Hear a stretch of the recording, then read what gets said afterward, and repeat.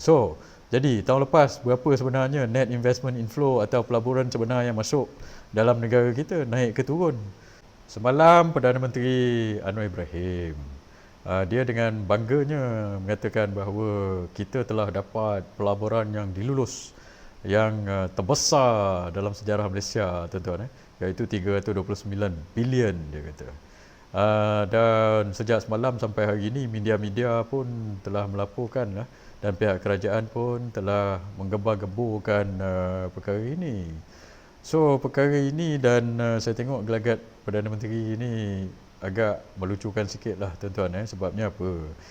Sebabnya bila kita tengok prestasi ekonomi, saya dulu dalam kerajaan lama juga, dan saya pernah kerja di unit perancang ekonomi 16 tahun yang lepas. Bila kita tengok prestasi pelaburan, kita tak tengok sangat pelaburan yang dilulus ini, atau ia bukanlah merupakan indikasi ataupun indikator atau penunjuk arah yang utama lah. Yang kita tengok benda lain, yang kita tengok actual investment inflow atau actual FDI inflow atau aliran masuk pelaburan yang betul, yang sebenar, bukannya yang dilulus. Sebab apa? Sebab setiap tahun memang banyak aja pelaburan yang kita proses dan dilulus. Ada permohonan daripada orang itu, orang ini, dan kita tengok dan kita luluskan lah. Dan permohonan ini tiap-tiap tahun memang beratus-ratus bilion pun. Dan kerajaan sebelum ini pun pada tahun 2022, tak salah saya, mereka pun umum pelaburan yang dilulus terbesar dalam sejarah pada ketika itu, 306 bilion tak salah saya, azmin umum. Cuma masalahnya, mana pergi duit-duit ini? Kalau betul ada pelaburan 329 bilion ini, seperti yang Anwar Ibrahim kata berlaku pada tahun lepas, mana pergi duitnya ini? 329 bilion dilulus, kalau masuk ini, sepatutnya mereka ni semua dah beli ringgit. Bila mereka beli ringgit dengan puluh-puluh ratus-ratus bilion ini, patut ringgit tak terempas macam ni sampai terburuk dalam sejarah, tuan-tuan. Ringgit, kita akan nampak ringgit akan kembali mengukuh. Tapi ini tak berlaku. So, apa yang sebenarnya berlaku? Yang sebenarnya berlaku begini, pelabur masih tak yakin. Sebab pelaburan yang diumum oleh Anwar Ibrahim tu yang diluluskan saja. Yang dilulus ni tak semestinya yang dilaksana, tuan-tuan. Sebab mereka minta kelulusan. Sebab apa mereka minta kelulusan awal? Biasalah, macam kita ada tanah, kita nak buat rumah. Bila kita nak buat rumah, ia akan, kelulusan ini memakan masa. So kita minta kelulusan dulu daripada Majlis Perbandaran. Tapi sama ada kita nak buat rumah atau nak membina rumah itu, nak keluarkan duit itu bergantung pada keadaan ekonomi. Kalau ekonomi bagus, kita teruskan. Kalau ekonomi tak bagus atau kita tak yakin, kita tak teruskan. Samalah juga dengan pelabur-pelabur ini. So mereka minta dulu kelulusan. Lepas itu kalau mereka tak yakin, dia tak masukkan. Sebab itu daripada 329 bilion yang telah diumumkan, diluluskan oleh Anwar Ibrahim atau kerajaan pada tahun lepas, kita pun nak tanya berapa yang sebenarnya yang masuk ini, adakah masuk atau tidak. Kalau masuk, mestilah ringgit telah mengukuh. So jawapannya, dia tak masuk. Atau kita tak tahu bila dia nak masuk, atau sama ada dia janji ataupun jadi ke tidak nak masuk.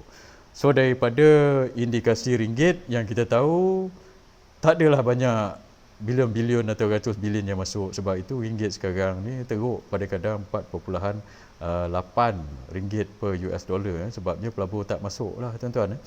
Dan satu lagi, pelabur-pelabur ini, apabila dia minta kelulusan untuk buat pelaburan, contohnya macam Tesla atau sebagainya, dia bukan minta daripada negara kita je, tuan-tuan. Dia akan pergi Thailand, dia akan pergi Indonesia, dia akan pergi kita.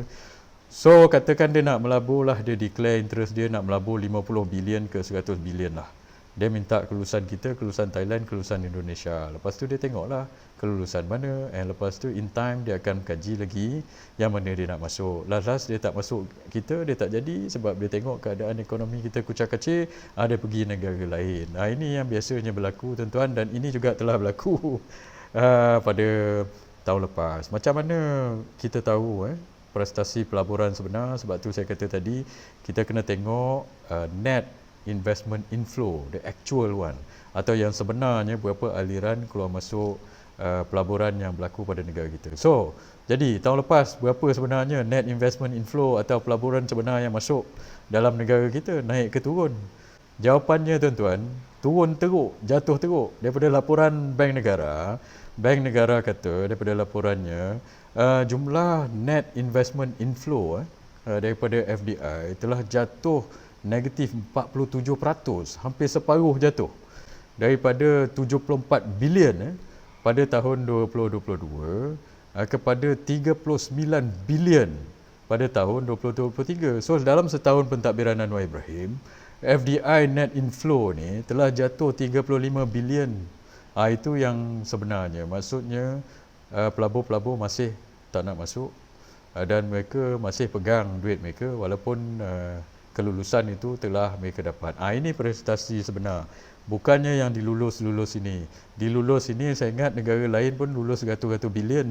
Kita lulus 100 bilion, Thailand lulus 100 bilion, Indonesia lulus 100 bilion. So bergantung pada pelabur tu bila time yang bersesuaian dia nak pergi mana. So sekarang ni dia tak nak masuk Malaysia.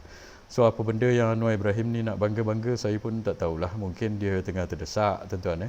So dia cakap je lah apa benda yang ada pun. Tapi saya tak tahulah dia nak spin ataupun apa benda yang dia nak buat ini tuan-tuan.